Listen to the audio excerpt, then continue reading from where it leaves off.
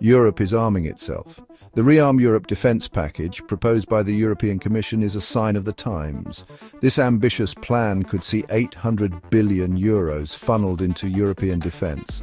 The spectre of war hangs over the continent. Russia's actions in Ukraine have been a wake-up call. Poland, on the front lines of this new era of uncertainty, is leading the charge.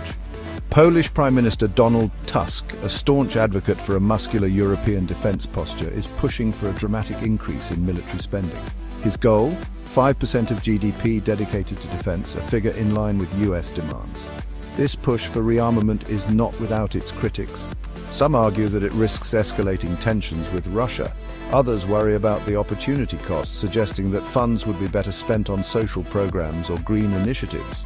Despite these concerns, the momentum behind Rearm Europe seems unstoppable. The question is not whether Europe will rearm, but how. Will it be a united front or a patchwork of national efforts? The answer to this question has profound implications for the future of Europe. Europe's response to the war in Ukraine has exposed deep divisions within the bloc. While there is broad agreement on the need to support Ukraine, there is less consensus on how to do so. Some member states, like Poland, are pushing for a more confrontational approach with Russia, including sending heavy weaponry to Ukraine. Others, like Germany, are more cautious, fearing that such moves could escalate the conflict. This lack of a cohesive foreign policy undermines Europe's ability to act as a united front on the world stage. It also leaves individual member states vulnerable to Russian pressure. The war in Ukraine is not the only issue exposing the cracks in European unity.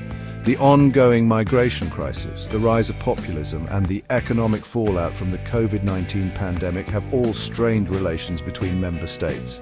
These divisions are a gift to Russia, which has a long history of exploiting European disunity to its advantage. The Kremlin's strategy is clear: sow discord, undermine trust, and weaken European resolve. The challenge for Europe is to rise above these divisions and forge a common front based on shared values and interests.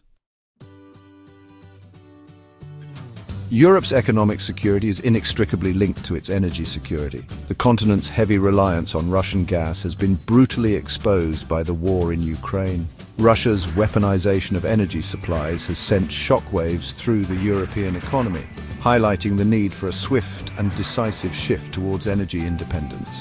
This transition, however, will require significant investment in renewable energy sources and infrastructure.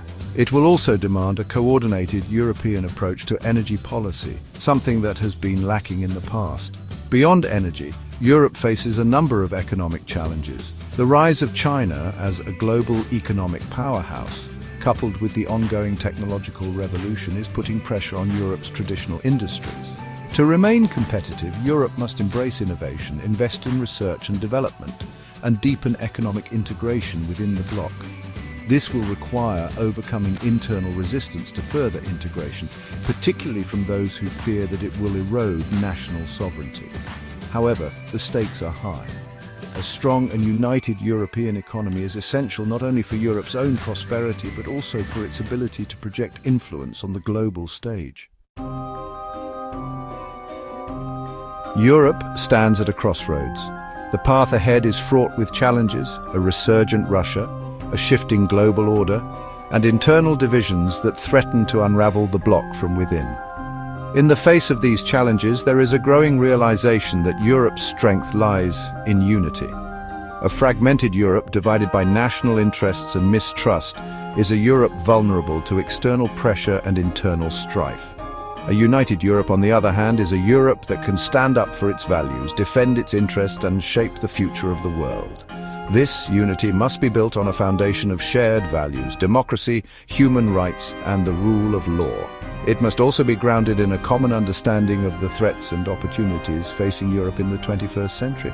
This means investing in a strong and credible European defense capability, reducing dependence on external actors, and speaking with one voice on the global stage. The task is not easy, but the stakes are too high to fail. The future of Europe, and indeed the future of the liberal world order, may depend on it.